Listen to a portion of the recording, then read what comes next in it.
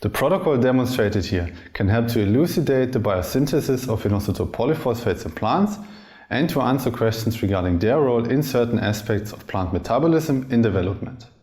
This method is highly sensitive because the use of the radioactively labeled precursor of inositol phosphates allows for reliable detection of all inositol phosphate species in plants. Visual demonstration of this method is important because most plant biologists are unfamiliar with HPLC analysis and the needed setup. In addition, critical steps of this protocol, like the extraction of inositol phosphates, are difficult to follow without proper demonstration.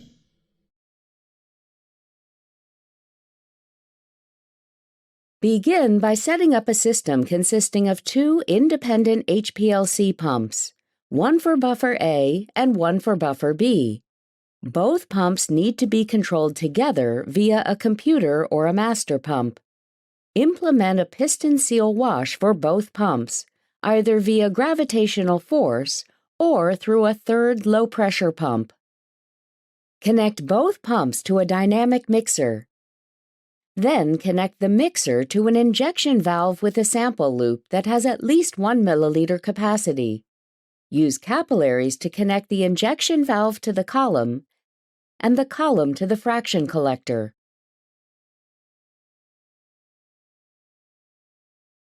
Sow out lotus seeds in one row on square petri dishes filled with solid growth media consisting of 0.8% bacteriological agar in deionized water.